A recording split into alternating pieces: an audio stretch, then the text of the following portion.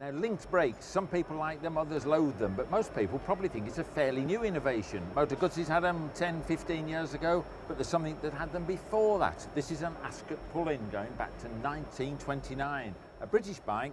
Lord Ascot sponsored it. The guy who designed it was a British guy called Pullin. This one has been restored by the Sammy Miller Museum, and it's absolutely beautiful. First off, those brakes, you can see here, they look a bit quaint. Drum brake, yes, but it is in fact hydraulic, and it's linked front and rear, and the wheels are interchangeable as well. To supplement it, the rear brake pedal that you see there, that puts both brakes on together. You can see a rubber hose here going down there. But if you want a front brake on its own, you simply pull on the lever. And you can see down there, it's actually operating the lever, so that's an override. So you're not entirely dependent on link brakes, but that is a first. You might think these forks look a bit odd because this bike hasn't got a frame in itself. Everything is pressed steel. So these are sort of pressed steel blades. And if you look down the centre there, you almost think it's like a BMW with its single shock on that telelever front end. Well, there's no hydraulics in there. That's just a spring in there with some grease. But there's a knurled ring down there, which that gives you your actual damping. So you just tighten up that ring, and that actually gives you some friction around the centre column. So it's got some form of damping. If you actually look on the top of the bars, you've never seen a handlebar arrangement like this one, because you've got a full display of instruments, just like a car dashboard. Speedo on the right there, oil pressure, ammeter, and a massive clock, headlamp switch. On this side here, you've got an air, a choke lever. On the other side, you've got an ignition lever, because no auto advance in those days. You actually chose the ignition point yourself, so you could advance and retard the ignition. As I was saying, it's got so much, it makes you wonder where to start or where to actually stop.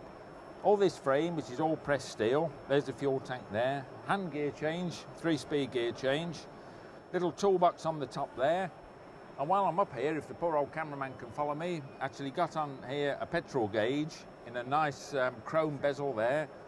And down below there is an actual oil level gauge. But under here, if I take this cover off, which I've loosened earlier, and just spin this off for you, you can actually see the hydraulics in here. Take that off. There's no rear suspension on it, but what you got is a single seat with big springs on there. But under here you can actually see the master cylinder, which runs this way. The hydraulic master cylinder for the brakes runs across the frame.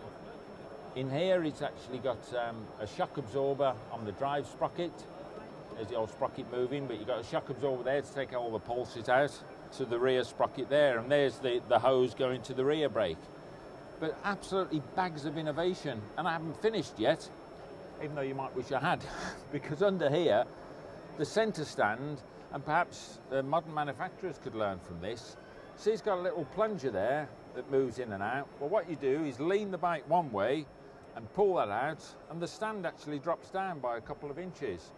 Then once you've got that down that side, pull out the other side, and that stand comes down a couple of inches. So by rocking the bike sideways, you've actually lifted it by a couple of inches. You can get the back wheel out dead easy then. And if you want the front wheel out, you simply go to the front, slacken off the stay there, slacken it off there, and this part here with these two little loops, that touches on the ground so you can get the front wheel out.